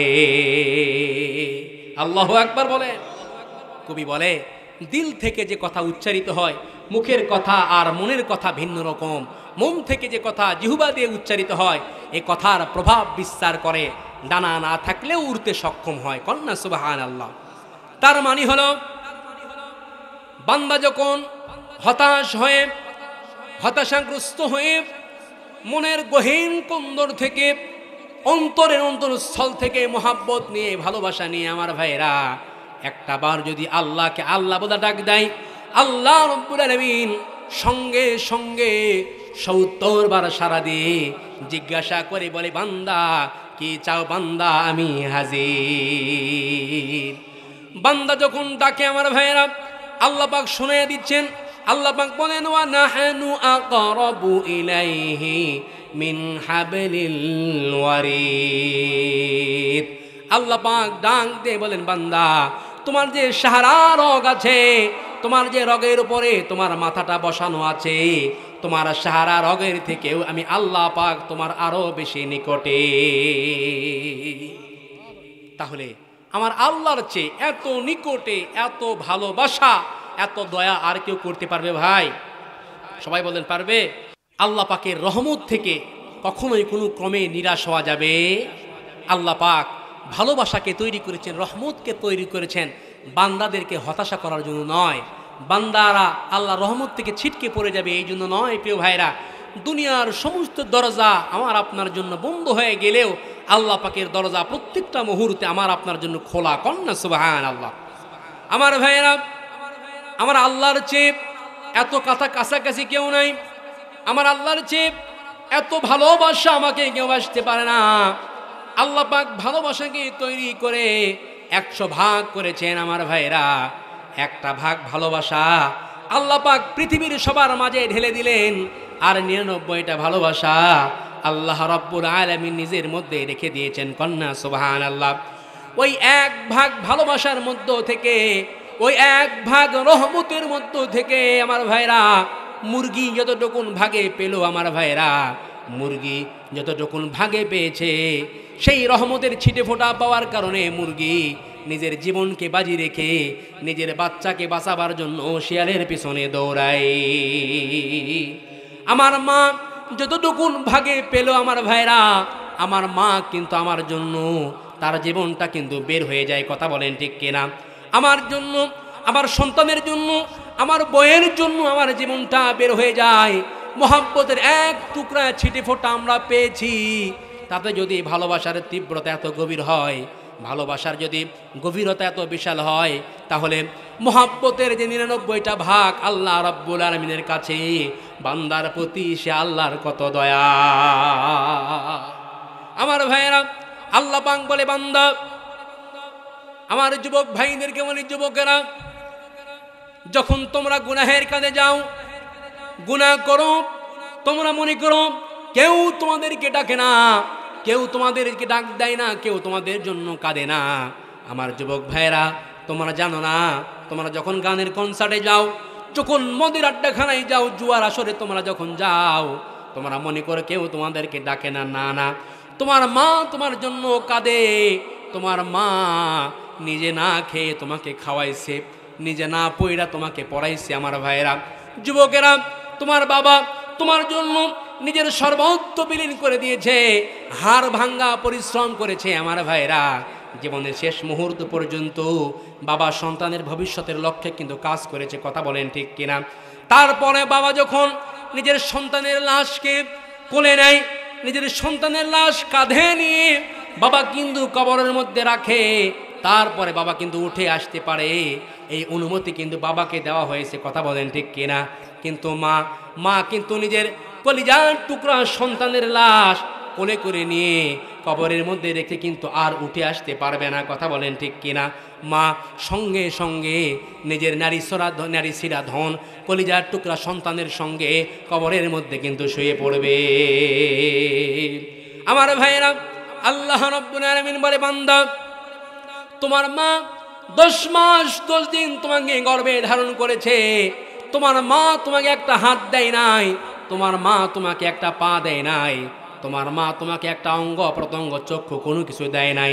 তারপরে বান্দা, তোমার মা তোমাকে কতটা মহাব্বত করে, কতটা তোমাকে ভালোবাসে, এই ভালোবাসা কেবলমাত্র শুধুমাত্র তোমার মা 10 মাস 10 দিন তোমাকে গর্ভে ধারণ করেছে। এই জন্য বান্দা, তুমি জানো না আমি আল্লাহ পাক তোমাকে কতটা মহাব্বত করি, তোমাকে আমি কতটা ভালোবাসি, তুমি এটা জানো না বান্দা। তোমাকে মহাব্বত করি, ভালোবেসেছি, তোমাকে মহাব্বত করে 2টি হাত আমি দিয়েছি, চক্ষু দিয়েছি, পা দিয়েছি, তোমার সমস্ত অঙ্গ প্রত্যঙ্গগুলো আমি আল্লাহ রাব্বুল আলামিন তোমাকে আমি দান করেছি। বান্দা, 10 মাস 10 দিন তুমি মায়ের গর্ভে ছিলে, তোমাকে সুন্দর করে তোমার মায়ের গর্ভে আমি রেখেছি, অক্ষত অবস্থায় হেফাজত করেছি। বান্দা বান্দা তুমি যখন গুনাহের কাজে তুমি যখন যাও, তখন আমি আল্লাহ রাব্বুল আলামিন চিৎকার দিয়ে তোমাকে ডাকি। আল্লাহ রাব্বুল আলামিন বলেন, ইয়া আইয়ুহার রাসূলু মা, ইয়া আইয়ুহান নাসু মা গররাকা বিরাব্বিকাল কারীম। জোরে বলেন আল্লাহু আকবার। আমার ভাইরা, আল্লাহ নাই তে মনে করেন সঙ্গে সঙ্গে কওয়া শেষ যে হ্যাঁ কিচ্ছু দিতে পারলো না। সারাটা দিন স্বামী 8 ঘন্টা 7 ঘন্টা ডিউটি করে বাড়িতে আসছে, দরজায় দাঁড়ানোর সঙ্গে সঙ্গে আমার বাড়ির তেল নাই, ডাল নাই, অমুক নাই, তুমুক নাই, সারাদিন খালি ঘোরো, কি করো না করো, আছে না নাই? নবীজির প্রিয়, নবীজির কলিজার টুকরা মেয়ে হযরতে ফাতেমা রাদিয়াল্লাহু তাআলা আনহা, আমার মাদেরকে বলছি, মা কথাগুলো মনোযোগ সহকারে শ্রবণ করেন। বিশ্ব নবীর কলিজার টুকরা মেয়ে ফাতেমা রাদিয়াল্লাহু তাআলা আনহাকে আল্লাহর হাবিব বলেছেন, মা আমার যখনই দেখবা আমার জামাই আলী বাহির থেকে বাড়িতে আসবে, তুমি আহলান সাহলান ও মারহাবান সুন্দর করে সানন্দে তুমি আলীকে গ্রহণ করবা, মুচকি হেসে দিয়ে তোমার স্বামীকে তুমি বরণ করবা। কন্যা সুবহানাল্লাহ। হযরত আলী রাদিয়াল্লাহু তাআলা আনহু দিন মজুর ছিলেন আমার ভাইয়েরা, মজদুরির কাজ করতেন। হঠাৎ করে একদিন আলী রাদিয়াল্লাহু তাআলা আনহু বাহিরে চলে গেছেন, সারাদিন কাজ কাম করেছেন, কোনো কিছু কাজ কাম জোটে নাই, টাকা পয়সা পায় নাই। ফাতেমা দূর থেকে দেখছেন আলী বাড়ির দিকে আসতেছে, চেহারাটা একেবারে মলিন হয়ে গেছে, স্বামীর চেহারা একেবারে মলিন হয়ে গিয়েছে। আমার ভাইয়েরা, ফাতেমা যেই না কাছে এসেছেন, যতটুকু কাছে আসলে পর্দা লঙ্ঘন হবে না, ফাতেমা মুচকি হেসে তার স্বামী আলীকে বলতেছেন, আলী তোমার মন খারাপ কেন, কি হয়েছে? হযরতে আলী রাদিয়াল্লাহু তাআলা আনহু বলতেছেন, ফাতেমা সারা দিন অনেক খোঁজাখুঁজি করলাম, কোনো কাজ কাম কোনো কিছু পাইলাম না। ফাতেমা রাদিয়াল্লাহু তাআলা আনহা মুচকি হেসে স্বামীকে বলতেছেন, স্বামী মন খারাপের কোনো কারণ নাই, আমরা পাইলে আলহামদুলিল্লাহ পড়ব, আর না পাইলে ধৈর্য ধারণ করব, কারণ উভয় অবস্থাতে আল্লাহ আমাদের সাথে আছে। আলহামদুলিল্লাহর সঙ্গেও আল্লাহ আছেন, সবরকারীর সঙ্গেও আল্লাহ আছেন। কথা বলেন ঠিক কিনা? ফাতেমা এই শিক্ষা দিয়েছেন। আর আপনার স্বামী অনেক সময় বিভিন্ন রকমের টেনশনের কারণে হয়তো বিভিন্ন জায়গাতে ব্যবসা বাণিজ্যে ইনভেস্ট করে দেখা যাচ্ছে মায়ের খেয়ে গিয়েছে, আগের হালতে আপনাকে হয়তো 3 পিস কাপড় চোপড় ইত্যাদি ঠিকঠাক মতো দিতে পারে না। দেখা গেছে ভাই বহু স্ত্রী ওই স্বামীর ভাত ছেড়ে পর্যন্ত চলে গেছে, আছে না নাই? বহু জায়গাতে চলে গেছে, থাকায় আমার কোনো লাভ নেই। প্রিয় ভাইরা, এই জন্য খবরদার, আমার মা বোনদেরকে বলি খবরদার, কি করবেন আপনি নামাজ পড়ে কালো বোরকা পরে যদি এই কাজগুলো আপনার দ্বারা সংগঠিত হয় তাহলে কোনো লাভ হবে? এই জন্য আমার মাদেরকে বলি, এই দুনিয়াতে আল্লাহ রাব্বুল আলামিন আর একজন মহিলাকে সালাম জানিয়েছেন, সালাম দিয়েছেন স্বামীর প্রতি শ্রদ্ধা এবং ভক্তি থাকার কারণে। স্বামীর প্রতি শ্রদ্ধা এবং ভক্তি থাকার কারণে আর একজন মহিলাকে আল্লাহ পাক এই দুনিয়াতেই সালাম জানিয়েছেন। কন্যা সুবহানাল্লাহ। হযরতে খাদিজাতুল কুবরা রাদিয়াল্লাহু তাআলা আনহা এতটাই স্বামী ভক্তা ছিলেন, তৎকালীন যুগের আরবের মধ্যে 7 নম্বর ধনী ছিলেন। ইসলাম গ্রহণ করার পরে সমস্ত ধন সম্পদ স্বামীর পায়ের নিচে এনে দিয়েছেন। স্বামীকে বলতেছেন, বিশ্বনবী মুহাম্মদ আরবি সাল্লাল্লাহু আলাইহি ওয়াসাল্লামকে বলছেন, ইয়া রাসূলুল্লাহ, ইয়া হাবিবাল্লাহ, এই সব সম্পত্তিগুলো, এই সমস্ত মালামালগুলো আপনি ইসলামের জন্য বিসর্জন দিবেন। কিন্তু আজ দেখা যায় স্বামী ক্যান্সার রোগে আক্রান্ত, স্বামী একটা মারাত্মক রোগে আক্রান্ত, স্ত্রীর কিছু সোনা গহনা আছে, স্বর্ণ অলংকার আছে, হাতের মধ্যে একটা সোনার বালা আছে, গলার মধ্যে একটা হার আছে। স্বামী ক্যান্সার রোগে আক্রান্ত, স্ত্রী যে ওই স্বর্ণের হারটা বিক্রি করে নিজের স্বামীর চিকিৎসা করবে। আমরা ইতিহাস দেখেছি, অনেককে দেখেছি স্বামী মারা গেছে তারপরেও স্ত্রী যারা পরিমাণ ফিকির রাখে নাই। আছে না নাই? তাহলে কোনো লাভ হবে? কোনো লাভ হবে? প্রিয় ভাইরা, কোনোই লাভ হবে না। এই জন্য আমার মা বোনদেরকে বলবো, খবরদার আপনার সব কিছু, আপনি যদি এই 4টি কাজ যদি ঠিকঠাক মতো আদায় না করতে পারেন, তাহলে আপনি নামাজ পড়লেন, রোজা রাখলেন, সব কিছু করলেন, কোনো কিছুই আপনার কাজে আসবে, সব কিছু আপনার ধ্বংস হয়ে যাবে।